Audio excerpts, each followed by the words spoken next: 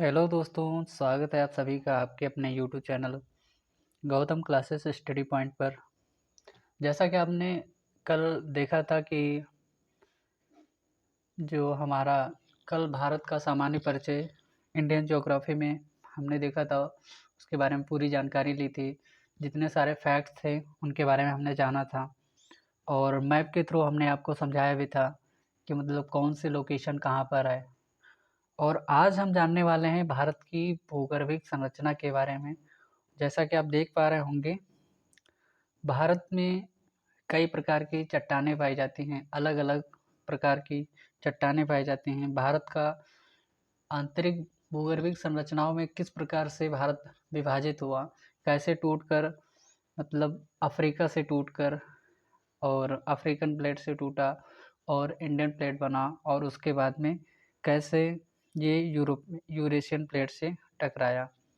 तो स्वागत है फिर से एक बार आप सभी का। और एक बात और मैं जानना चाहूँगा आप लोगों से, आप लोग इसमें अभी तक कमेंट बहुत कम कर रहे हैं आप लोग। आप अपनी राय, सजेशन जो भी देना चाहते हैं, आप हमें इसी कमेंट बॉक्स में दे सकते हैं। और जितनी भी क्लासेस हैं, क्लासेस को पूरी देखिएगा और जितना हो सकेगा हम जल्दी से जल्दी पूरा कवर अप करने की कोशिश करेंगे और आपको पूरा समझ में भी आएगा। अगर एक बार में समझ में ऐसे नहीं आता है, तो एक बार फ़ास्ट करके आप देख सकते हैं और रिवीजन भी हो जाएगा इससे और चीज़ें देर तक मतलब माइंड में सेटअप हो सकेंगी। तो स्टार्ट करते हैं भारत की जो भूगर्भिक संरचना है इसके बारे में। तो ये पहला हमने कल का वीडियो अपलोड कर दिया था, उसको आप देख सकते हैं और उसमें पूरे जितने भी फैक्ट हो सकते हैं भारत से संबंधित, भारत की संरचना से संबंधित, भारत के नाम से संबंधित जितने भी हैं, वो सारी की सारी जानकारी उस वीडियो में, कल वाले वीडियो में आपको मिल जाएगी। मैंने प्लेलिस्ट भी बना दी है, आप उसको उसमें से देख सकते हैं वन बाय वन करके। ठीक है, तो आज हम स्टार्ट करते हैं भारत की भूगर्भिक संरचना के विषय में। भारत के उत्तरी और तटीय मैदान भौगोलिक दृष्टि से सबसे नई संरचना है, जबकि पठारी भाग भौगोलिक दृष्टि से सबसे प्राचीन संरचना है। आपको याद होगा कि भारत की जो सबसे नवीन जो वलित पर्वत है, हिमालय हमारा जो है सबसे नवीन वलित पर्वत है। और जो आप देख रहे होंगे जो राजस्थान में फैली हुई है, राजस्थान से लेकर दिल्ली तक अरावली पर्वत श्रेणी। तो अरावली जो भी है हमारी, जो वो विश्व की सबसे प्राचीनतम संरचनाओं में से एक है। तो नवीन जो हमारा है, वर्तमान का जो गंगा का मैदान है, ये मैदानी क्षेत्र का इलाका वो सबसे नवीन है। और हिमालय नवीनतम पर्वत श्रेणियों में से एक है।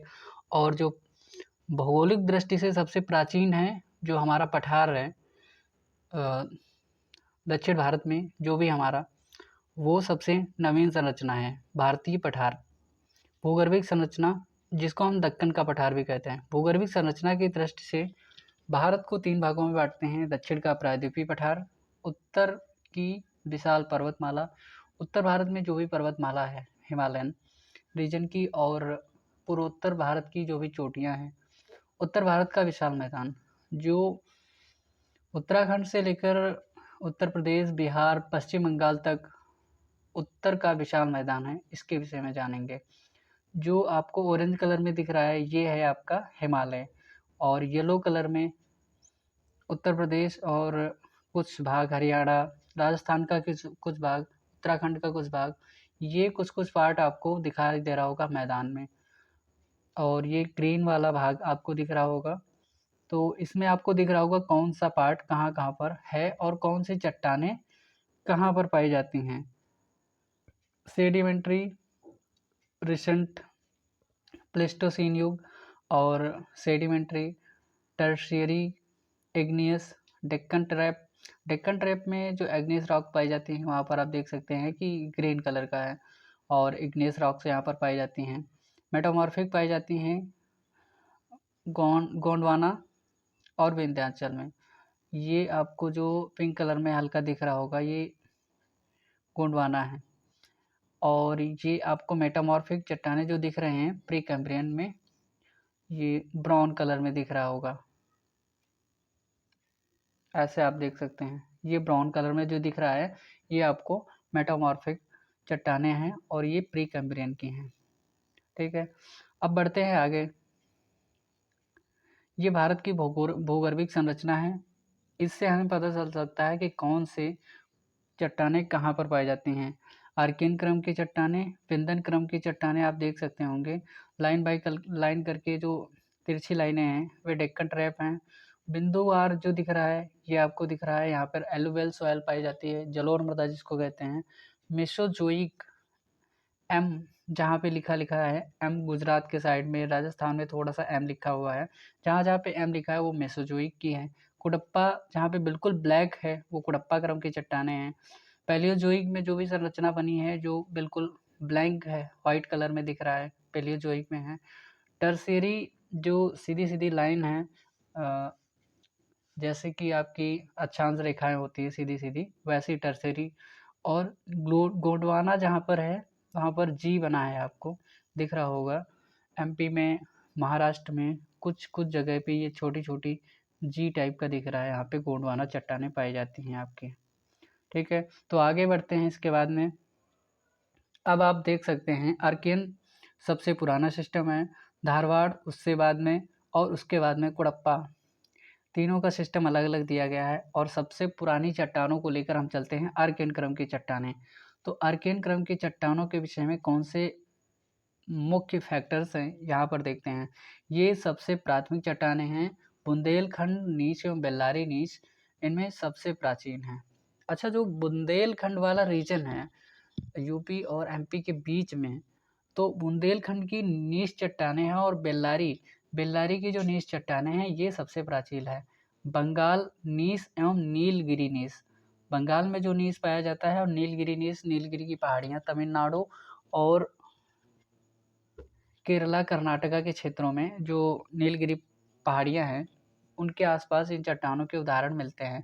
धारवाड़ क्रम की दूसरी चट्टानें हैं। ये आर्कियन क्रम की चट्टानों, प्राथमिक चट्टानों के अपरदन एवं निक्षेपण से बनी परतदार चट्टानें हैं। ये अत्यधिक रूपांतरित हो चुके हैं, इसमें जीवाश्म नहीं मिलते हैं। अर्थात इनका कहना है कि पहले बनी है आर्कियन क्रम की चट्टानें, उसके बाद में बनी है धारवाड़ क्रम की चट्टानें।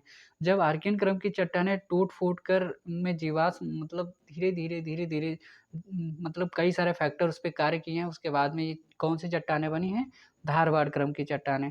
तो ये उन्हीं का रूप है, किनका, आर्कियन क्रम की चट्टानों का ही रूप है। कर्नाटक के धारवाड़ जिले एवं बेल्लारी जिले में, बेल्लारी और धारवाड़ दोनों कर्नाटक के जिले हैं, वहाँ पर पाई जाती हैं। ये अरावली श्रेणी, बालाघाट, रीवा छोटा नागपुर का पठार आदि के क्षेत्रों में भी ये चट्टानें मिलती हैं। भारत के सर्वाधिक खनिज भंडार इसी क्रम में मिलते हैं। लौह अयस्क, तांबा और सोना इन्हीं चट्टानों में पाए जाते हैं। जो धारवाड़ क्रम की चट्टानें, इनमें लोहा, तांबा भी मिलता है और सोना भी मिलता है। कुडप्पा क्रम की चट्टानों में क्या क्या है। कुडप्पा क्रम की चट्टानों में जैसा कि हम देख सकते हैं, इनका निर्माण जो है धारवाड़ क्रम की चट्टानों के अपरदन के निक्षेपण से हुआ है। अच्छा, सबसे पहले बनी कौन सी है, आर्कियन क्रम की चट्टानें, उसके बाद में धारवाड़ क्रम की चट्टानें, उसके बाद में बनी है कौन सी, कुडप्पा क्रम की चट्टानें। धीरे धीरे अपरदन हो रहा है, इनका निक्षेपण हो रहा है, टूट रही है, फूट रही है, उसके बाद में दूसरी चट्टान बनती चली जा रही है लगातार, मतलब कंटिन्यूटी इनमें बनी हुई है। इनमें भी जीवाश्म नहीं पाए जाते हैं। जीवाश्म किसमें नहीं थे, धारवाड़ में भी थे नहीं थे, और कुडप्पा में भी नहीं। और मुख्य रूप से आंध्र प्रदेश के कुडप्पा, आंध्र प्रदेश का कुडप्पा जिला है, उसी के नाम पर इन चट्टानों का नाम क्या पड़ गया है, कुडप्पा, इसीलिए इनको कहते हैं कुडप्पा क्रम की चट्टानें। विंध्य के क्षेत्र में पाई जाती हैं विंध्य क्रम की चट्टानें। कुडप्पा क्रम की चट्टानों के बाद ये चट्टानें निर्मित हुई। कुडप्पा बन गई, सबसे पहले आर्कियन बनी, आर्कियन के बाद धारवाड़ क्रम की बन गई, धारवाड़ क्रम के बाद में बन गई आपकी ये कुडप्पा क्रम की चट्टानें। कुडप्पा क्रम के बाद में बनी है विंध्य क्रम की चट्टानें, और विंध्य क्रम की चट्टानों में कुडप्पा क्रम की चट्टानों के बाद बनी है। इनका विस्तार राजस्थान के चित्तौड़गढ़ से बिहार के सासाराम के क्षेत्र तक है। मतलब एक पट्टी सी पाई जाती है राजस्थान के चित्तौड़गढ़ से बिहार के सासाराम जिले तक, मतलब सासाराम क्षेत्र तक। ऐसा कहते हैं कि मतलब सासाराम में मतलब एक पर्वत टाइप का है, ये एक चोटी टाइप की पाई जाती है, छोटी छोटी, और ये चट्टानें वहाँ तक मिलती हैं। इनका मतलब एक इनका पट्टी टाइप का पाया जाता है। गोंडवाना क्रम की चट्टानें इसके बाद में आती हैं। गोंडवाना क्रम की चट्टानें ऊपरी कार्बोनिफेरस युग से लेकर जुरासिक युग तक इन चट्टानों का निर्माण हुआ है और ये चट्टानें कोयले के लिए विशेष महत्वपूर्ण हैं। इन गोंडवाना क्रम की चट्टानों में कोयला पाया जाता है और इनमें भारत का 98% कोयला गोंडवाना क्रम की चट्टानों से ही मिलता है। ये परतदार चट्टानें हैं, इनमें मछलियों एवं रेंगने वाले जीवों के अवशेष मिलते हैं। जब पृथ्वी का उथल-पुथल हो रहा होगा या तो फिर मतलब जब पृथ्वी इंडियन प्लेट यूरेशियन प्लेट से टकरा हो रही होगी, तो उस समय जो भी मतलब तूफ़ानी कई सारे कृत्य हो रहे होंगे उस समय, तो ये जितने भी अवशेष थे, तो ये सब दबे हुए होंगे उसमें। जितने भी अवशेष दबे हुए मिलते हैं, तो ये उन्हीं रेंगने वाले और मछलियों की मतलब अवशेष इसमें पाए जाते हैं। दामोदर घाटी, दामोदर नदी, महानदी और गोदावरी, उसके सहायक नदियों में इन चट्टानों का सर्वोत्तम रूप मिलता है। जंगल, फिर कोयला और फिर जीव-जंतु और फिर क्या बनता है लास्ट में पेट्रोलियम। कोई भी जीवाश्म होता है, अगर उसको किसी भी मतलब किसी भी जानवर को या किसी भी जीव को अगर हम दफना देते हैं, फिर अंततः वो जाकर के किसमें परिवर्तित हो जाता है? पेट्रोलियम में। अच्छा, एक छोटा-सा कारण हो सकता है जिसका जो अरेबियन कंट्रीज़ हैं, वहाँ पर मतलब मुसलमानी क्षेत्र है। कभी-कभी कुछ लोग ऐसा कहते हैं कि वहाँ पर जो लोग मतलब रहते हैं, लोगों को दफ़नाया जाता है और ये क्रम जो है उनका बहुत हज़ारों साल से चलता आ रहा है। तो मतलब इसीलिए वहाँ पर पेट्रोल ज़्यादा है।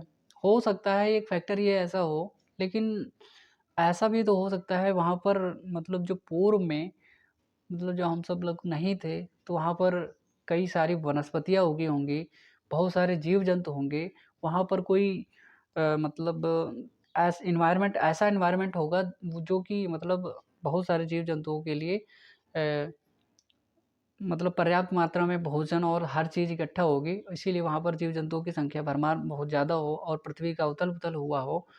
ऐसा कहते हैं कि 7 बार पृथ्वी का उथल-पुथल हो चुका है, मतलब ऐसा हुआ हो सकता है, ये कारण माना जा सकता है और वहाँ पर जीव-जंतु दब गए हों, उसके बावजूद वहाँ पर तेल मतलब जो है पेट्रोल वहाँ पर निकल रहा हो। ऐसा तो ईरान में भी निकलता है, सऊदी अरब में भी और ब्राज़ील में भी, कई सारे देश हैं, वहाँ पर भी पेट्रोल निकलता है।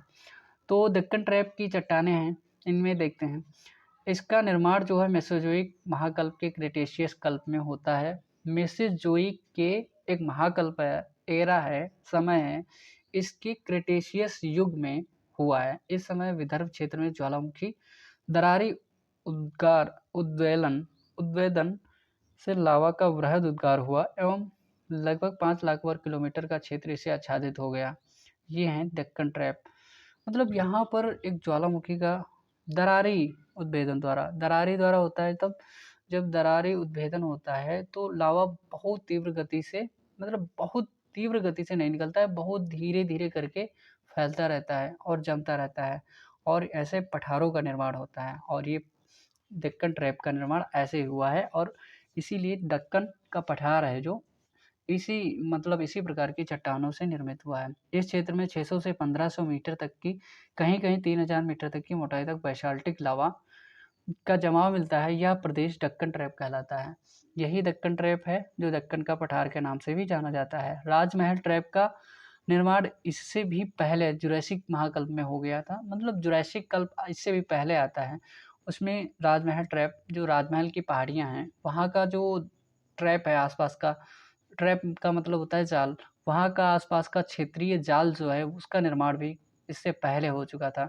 छोटानागपुर का पठार जो है भारत का रूर प्रदेश कहा जाता है क्योंकि यहाँ खनिज संसाधनों का विपुल भंडार है, मतलब ठीक-ठाक मात्रा में यहाँ पर खनिज संसाधन पाए जाते हैं। हिमालयन रेंज, नेपाल और northern plains green green colour में आप देख पा रहे होंगे। थार डेज़र्ट आप राजस्थान की थार मरुस्थलीय क्षेत्र में देख सकते हैं। पेनो पेनिनसुलर प्लेटू, जितना भी पेनिनसुलर प्लेटू है इंडिया का वो रीजन आपको दिख रहा होगा और हिमालयन रीजन में आप देख पा रहे होंगे कि हिमालयन रेंज में कि जो कुछ पूर्वोत्तर का मतलब क्षेत्र इसमें पाया जाता है, सिक्किम, अरुणाचल प्रदेश और उसके पूर्वोत्तर के कुछ अन्य त्रिपुरा, मिज़ोरम जैसे राज्य और कोस्टल प्लेन्स भी आप देख पा रहे होंगे। इसके बाद में देखते हैं उत्तर पर्वतीय प्रदेश, प्रायद्वीपीय पठारी प्रदेश, तटवर्ती मैदानी प्रदेश, मध्यवर्ती मैदान प्रदेश, द्वीपीय प्रदेश। उत्तर पर्वतीय प्रदेश, परिचय, उत्पत्ति एवं विशेषताएं, वर्गीकरण, महत्व, प्रमुख तथ्य कौन कौन से हैं, इनके बारे में जानते हैं। हिमालयन रेंज का आप फोटो देख सकते हैं, यहाँ पर हिमालयन रेंज है भारत का, ये छोटा सा। और उसके बाद में आप देख सकते हैं यहाँ पर भारत, ये है आपके भारत का सेकेंड वाला मैप जो है। अब हम जानते हैं परिचय के विषय में। नवीन भूआकृतिक संरचना है मैदान जो है हमारा, और निर्माण भारतीय प्लेट और यूरेशियन प्लेट के टकराने से हुआ है। भारत और एशिया का महान विभाजक ये मैदान कहलाता है। जलवायु विभाजक भी है, सांस्कृतिक विभाजक भी है, जल विभाजक भी है। चापाकार अथवा धनुषाकार आकृति है। नवीन वलित पर्वत श्रृंखला विश्व की सर्वोच्च पर्वत श्रृंखला है। उत्पत्ति जो हमारा उत्तर पर्वतीय प्रदेश है, इसके विषय में जानकारी हम ले रहे हैं, और उत्तर पर्वतीय प्रदेश को आप देख सकते हैं। ठीक है, उत्तर का भाग जो है हमारा उत्तर पर्वतीय प्रदेश है। ठीक है, और इसकी उत्पत्ति कैसे हुई उत्तर पर्वतीय प्रदेश की? हमारी उत्पत्ति अंतिम क्रेटेशियस काल में, टर्सरी काल में तथा दीर्घकालिक विवर्तन की क्रियाओं के परिणाम स्वरूप हुई है। टर्सरी, अच्छा, विवर्तन की, प्लेट विवर्तन की आप अगर नाम सुना है तो प्लेटों का आपस में टकराव होता है, फिर उसके बाद में ज्वालामुखी मतलब कई सारे भूकंप आते हैं। अगर प्लेटों का आपस में खिसकाव होता है तो भी भूकंप आते हैं, ज्वालामुखी निकलते हैं, कई सारे मतलब बहुत ज़्यादा लावा भी निकलता है, तो उसके अंदर भी कई सारे जीवाश्म दब जाते हैं, उसमें भी कई कई मतलब कई सारे खनिज और कई चीज़ें निकलती हैं उसमें। और टर्शियरी पर्वत अथवा अल्पाइन पर्वत भी कहते हैं इसको, क्योंकि हिमालय की उत्पत्ति के समय यूरोप में आल्प्स पर्वत की उत्पत्ति हुई है। हालिया जल्द ही ये मतलब निर्माण हुए हैं। उत्पत्ति टेथिस सागर के मलबों के निक्षेप अवसादीकरण के साथ प्रारंभ हुए। जब इंडियन प्लेट और यूरेशियन प्लेट से टकरा रही थी तो उस समय बीच में पड़ गया था क्या? टेथिस सागर। टेथिस सागर बीच में था, और हिमालय का जो मलबा था और जो निर्माण हुआ था अरावली पर्वत का और विंध्य क्रम की चट्टानों में, विंध्य पर्वत का है, इन सब का निर्माण जो हुआ था धीरे धीरे इनकी विंध्य पर्वत की जो विंध्य और अरावली जो है वर्तमान में एक मतलब अवशिष्ट पर्वत के रूप में निर्मित हो चुके हैं। और इन सब का धीरे धीरे जो भी मलबा था वो सब इकट्ठा हो रहा था कहाँ? टेथिस सागर में। और जैसे ही इंडियन प्लेट यूरेशियन प्लेट से टकराती है तो ये जो मतलब एक भाग मतलब जैसे टकराता है तो वो टकराकर जितना भी उसमें मतलब भूमि थी उसकी और जितना मलबा था इकट्ठा होकर के सीधा ऊपर की ओर उठा, और इसी से बन गया कौन? हिमालय। और अवसादीकरण हुआ उसका। उत्पत्ति अल्पाइन भू संचलन के फलस्वरूप हुई थी। अंतिम क्रेटेशियस काल में लगभग 13.5 करोड़ पूर्व हिमालय में उत्थान प्रारंभ होता है, और टर्शियर काल में अपने वर्तमान स्वरूप में आ जाता है हिमालय। अर्थात ये क्रेटेशियस काल से स्टार्ट होता है और टर्शियरी काल में अपने वर्तमान स्वरूप में आ जाता है। हिमालय का निर्माण कोबर भूसन्नति का सिद्धांत है और प्लेट विवर्तनिकी का सिद्धांत है। मुख्य कारक टेथिस सागर के अवसाद क्रम। ट्रांस हिमालय का भाग आप जानते होंगे, जम्मू कश्मीर के साइड में ऊपरी वाला भाग जो है ट्रांस हिमालय का क्षेत्र कहलाता है। वृहद हिमालय जो महान हिमालय है, जो ग्रेटर हिमालय जिसको कहते हैं वो है। लघु हिमालय उसके नीचे का भाग है, और उसके नीचे का भाग है शिवालिक हिमालय। कोबर का भूसन्नति का सिद्धांत क्या है? आराम से मतलब सिंपल वे में इसको देख सकते हैं। भूसन्नतियाँ लंबे चक्रे, इसकी परिभाषा है भूसन्नतियाँ लंबे चक्रे अथवा उथले जली भाग होती हैं जिनमें तलछटी निक्षेप के साथ साथ तली में धंसा होता है। अर्थात जो कोबर महोदय हैं, कोबर कहना चाहते हैं कि जो तलछटी होती है, तलहटी होती है, भूसन्नति होती है, एक उथला भाग होता है, और इसके मतलब जो तलहटी होती है वो धीरे-धीरे मतलब अपने आप मतलब उसमें मलबा जमा होता रहता है और गहरी होती जाती है, और अचानक से उसमें क्या होता है मतलब ऊपर की ओर वलन होता है, वलन की प्रक्रिया होती है, और इसमें पर्वतों का निर्माण हो जाता है। रॉकी पर्वत भूसन्नति, टेथिस भूसन्नतियाँ इनके उदाहरण हैं। हालाँकि इनको मतलब बहुत ज़्यादा मान्यता नहीं मिलती है कोबर महोदय को। महत्व क्या है? वलित पर्वतों का प्रमुख निर्माणकारी कारक हैं। कोबर ने इसे पर्वतों का पालना कहा है। तो जो भूसन्नति होती है, कोबर महोदय ने उसको कह दिया है पर्वतों का पालना। किसको? भूसन्नति को। कोबर ने हिमालय के निर्माण की व्याख्या करने के लिए भूसन्नति के सिद्धांत को प्रस्तुत किया। कोबर के भूसन्नति सिद्धांत के अनुसार आज लगभग 7 करोड़ वर्ष पूर्व हिमालय के स्थान पर तैतीस सागर भूसन्नति होती थी और अंगारा लैंड और गोंडवाना लैंड को पृथक करती थी। मतलब अंगारा लैंड अलग था, गोंडवाना लैंड अलग था। कोबर के भूसन्नति के सिद्धांत के अनुसार लगभग 7 करोड़ वर्ष पूर्व हिमालय के तेथिस नामक भूसन्नति, मतलब अंगारा लैंड और गोंडवाना लैंड जो दोनों अलग अलग हुआ करते थे और उसको अलग करने वाला टेथी सागर होता था। इसमें लगातार अवशोधों का निक्षेपण होता रहा। वही बता रहा हूँ मैं आपको कि जो अरावली था, अरावली रेंज और विंध्यन रेंज थी, वो दोनों धीरे धीरे टूट फूट करके अपक्षय और अपर्दन करके वो दोनों कहाँ चले गए, उसमें टेथिस भूसन्नति में जमा हो गए। और इसमें जिसके परिणाम स्वरूप संलग्न स्थल खंडों में संपीड़नात्मक बल उत्पन्न हुआ और हिमालय का निर्माण हो गया। भारतीय प्लेट की गति। अब देखते हैं भारतीय प्लेट, इंडियन प्लेट और ऑस्ट्रेलियन यूरेशियन प्लेट कैसे थे, और भारतीय प्लेट के बारे में पहले जानकारी लेते हैं। भारतीय प्लेट भूगर्भिक रूप से गोंडवाना लैंड का हिस्सा था। दो ही थे आपके पास, अंगारा लैंड और गोंडवाना लैंड। अंगारा लैंड ऊपर का भाग था, गोंडवाना लैंड नीचे का भाग था। तो इसमें अफ्रीकन प्लेट का हिस्सा थी भारतीय प्लेट। भारतीय प्लेट भूगर्भिक रूप से गोंडवाना लैंड का हिस्सा थी, अर्थात निचले वाले भाग का। और लगभग 20 करोड़ वर्ष पूर्व गोंडवाना लैंड से विखंडित होकर भारतीय प्लेट लगातार उत्तर पूर्व दिशा में गति कर रही थी, जो निम्नलिखित है। प्लेट टेक्टोनिक सिद्धांत के अनुसार कार्बोनीफेरस काल में भारतीय प्लेट की स्थिति अफ्रीका, अंटार्कटिका, ऑस्ट्रेलिया और दक्षिण अमेरिका प्लेट के साथ भी थी। कौन कौन सी प्लेट थी? अफ्रीका, अंटार्कटिका, ऑस्ट्रेलिया और दक्षिणी अमेरिकी प्लेट के साथ में। लगभग 12 करोड़ वर्ष पूर्व भारतीय प्लेट ने विषुवत रेखा को पार किया था। कितने करोड़? 12 करोड़ वर्ष पहले भारतीय प्लेट हॉटस्पॉट के ऊपर से गुजरी। इसे अनेक शांत ज्वालाओं के उद्भेदन हुए और परिणाम स्वरूप दक्कन का पठार का निर्माण हुआ। जैसे जैसे धीरे धीरे निकली और कहाँ से गुजरी थी? हॉटस्पॉट के ऊपर से। भारतीय प्लेट हॉटस्पॉट, ऐसे कुछ मतलब समुद्र में भी कुछ ऐसी जगह होती हैं जहाँ पर वलन की प्रक्रिया होती रहती है, वहाँ पर क्या ज्वालामुखी उद्भेदन होता रहता है। इसी से बन गया क्या? आपका दक्कन का जो पठार है। लगभग 8.5 करोड़ वर्ष पूर्व भारतीय प्लेट यूरेशियन प्लेट के करीब आई, परंतु मध्य भाग में अवसादों से भरपूर तेथिस सागर आ गया था। अब आपको देख सकते हैं पैंजिया,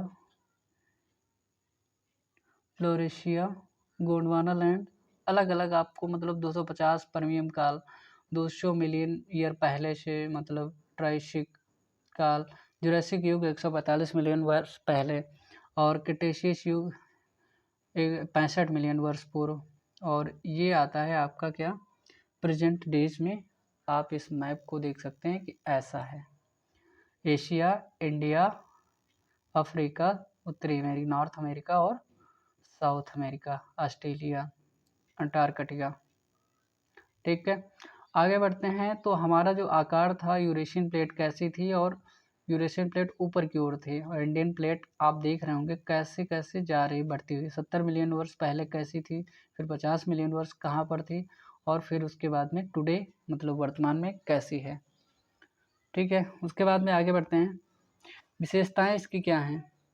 क्षेत्रफल 5.3 लाख वर्ग किलोमीटर सिंधु से ब्रह्मपुत्र तक की है, और चौड़ाई इसकी 500 से 200 किलोमीटर तक की है, उत्तर के विशाल मैदान की। और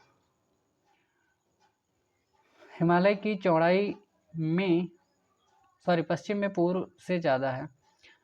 उसका कारण है जो पश्चिम वाला भाग होता है वो पहले से टकराया था, और बाद में कौन सा टकराया है? पूर्वी वाला भाग। और इसीलिए पूर्व में चोटियाँ काफ़ी ऊंची ऊंची चोटियाँ पाई जाती हैं। औसत ऊंचाई हिमालय की कितनी है? 6000 मीटर है। चट्टान, अवसादी चट्टानें पाई जाती हैं। देश कौन कौन से? भारत, पाकिस्तान, चीन, नेपाल, भूटान, ये देश आते हैं इसके अंतर्गत। भारतीय राज्य हिमाचल प्रदेश, उत्तराखंड, सिक्किम, अरुणाचल प्रदेश, मणिपुर, मिजोरम, त्रिपुरा, मेघालय व असम तथा पश्चिम बंगाल आते हैं। केंद्र शासित प्रदेश एक ही आता है, जम्मू कश्मीर। 2 आते हैं, लद्दाख भी आता है इसमें। आप इसका मैप देख सकते हैं। यहाँ पर है पामीर ग्रंथि, जिसको कहते हैं पामीर नाट, और क्यूनलन पर्वत श्रेणी, उसके बाद में हिंदुकुश पर्वत, उसके नीचे है काराकोरम पर्वत श्रेणी, उसके बाद में लद्दाख, फिर है जास्कर, फिर आता है आपका कैलाश, और कैलाश के जस्ट नीचे से आता है ग्रेटर हिमालय, फिर उसके बाद में है लघु हिमालय, फिर है आपका शिवालिक हिमालय। और पूर्वोत्तर में चोटियाँ पाई जाती हैं, ब्रह्मपुत्र नदी पाई जाती है यहाँ पर, और गारो, खासी, जयंतिया और कई नदियाँ पाई जाती हैं। इधर पाई जाती है आपकी अरावली श्रेणी और विंध्यन श्रेणी, सतपुड़ा श्रेणी, महादेव पहाड़ियाँ, और इधर पाया जाता है आपका पश्चिमी घाट और पूर्वी घाट। ठीक है, अब आगे बढ़ते हैं। हिमालय के अक्षांगीय मोड़ क्या है? सिंटेक्सियल बॉन्ड बेंड जो है हिमालय के, सिंटेक्सियल बॉन्ड मतलब जो अक्षांगीय मोड़ है हिमालय में पाए जाते हैं दोनों तरफ। हिमालय के पश्चिमी तथा पूर्वी छोरों पर अचानक तीव्र परिवर्तन आ जाता है। इस तरह मोड़ के अक्षांग मोड़ कहा जाता है। इसका निर्माण दो टकराती हुई प्लेटों के किनारों के निकट हुआ है। उत्तर पश्चिमी अक्षांगीय मोड़ नंगा पर्वत के निकट है, जहाँ सिंधु महाखंड या गॉर्ज निर्माण है स्थित है। इसकी तुलना हेयर पिन से की जाती है, मतलब अक्षांगीय मोड़ के आकार से। हिमालय के उत्तर पूर्वी छोर पर दिहांग गार्ज पाया जाता है, और अरुणाचल प्रदेश में दिहांग गार्ज पाया जाता है। वहीं से होकर ब्रह्मपुत्र नदी निकलती है, इसीलिए इसको दिहांग कहा जाता है। कहाँ पर? अरुणाचल प्रदेश में। इसे भी हेयर पिन और मोड़ कहा जाता है। हिमालय के पर्वत अचानक तीव्र मोड़ बनाते हुए पूर्व की दिशा की ओर मुड़ जाते हैं। इसी स्थान पर ब्रह्मपुत्र नदी गार्ज का निर्माण करती है। इसका दिहांग गार्ज का। जब हिमालय उत्तर से दक्षिण की ओर अध्ययन किया जाता है तो बीच में सूचर जोन तथा 3 ब्रंश मौजूद हैं। Indus, Tsangpo, suture zone. Suture नहीं, ये सचर जोन कहा जाता है, मतलब इंग्लिश में ही इसका नाम है Indus, Tsangpo, suture zone, ITSZ। Trans Himalaya और बृहद हिमालय के बीच में जो आपका सबसे उत्तरी है, पामेर नाट के जस्ट नीचे से ट्रांस हिमालय की 3 श्रेणियाँ पाई जाती हैं, काराकोरम, लद्दाख, जास्कर, उसको हम कहते हैं ट्रांस हिमालय। और ट्रांस हिमालय में ये तीनों पर्वत श्रेणियाँ पाई जाती हैं। उनके बीच में ट्रांस हिमालय उसको कहते हैं। इस ट्रांस हिमालय और ग्रेटर हिमालय जो हमारा मतलब हिमालय का मुख्य भाग है, ग्रेटर हिमालय, इन दोनों के मध्य में पाया जाता है ITSZ, Indus, Tsangpo, suture zone. ठीक है। मेन सेंट्रल थ्रस्ट MCT, बृहद हिमालय और लघु हिमालय। बृहद हिमालय और लघु हिमालय के बीच में पाया जाता है MCT, main central thrust. Main boundary thrust पाया जाता है किसके? इसके लघु और शिवालिक हिमालय के बीच में। Main boundary thrust MBT। Himalayan frontal fault HFF, Shivalik Himalaya और उत्तर का जो मैदान है गंगा वाला, उस मैदान के बीच में पाया जाता है एक हिमालयन फ्रंटल फॉल्ट। ठीक है, ये आपको दिखाई दे रहा होगा कि कहाँ पर कौन कौन सी पाई जाती हैं। Indus, Tsangpo, main central thrust, main boundary thrust, Himalayan frontal fault. Sindhu Ganga का मैदान दिख रहा है, विंध्य उच्च भूमि, बृहद हिमालय, लघु हिमालय और शिवालिक हिमालय। और तिब्बत के पठार के जस्ट में वहीं पर पाई जाता है trans Himalaya. Syntaxial bond, the western syntaxial bond occurs near the Nanga Parbat, the eastern syntaxial bond near the Namcha Parbat. जो वेस्टर्न वाला भाग है, वेस्टर्न में पाया जाता है नंगा पर्वत के पास में जो सिंटेक्सियल बॉन्ड पाया जाता है, और जो ईस्टर्न वाला पार्ट का है जो नामचा पर्वत के पास पाया जाता है, जो अक्षांगीय मोड़ है पूर्वी वाला। ठीक है, उसके बाद में हिमालय पर्वत का श्रृंखला अथवा समय के आधार पर वर्गीकरण है। इसके बारे में देख लेते हैं। ट्रांस हिमालय, महान हिमालय और लघु हिमालय। इसके बारे में अब हम लोग देखेंगे कल, क्योंकि आज का जो वर्गीकरण था हमने कर दिया।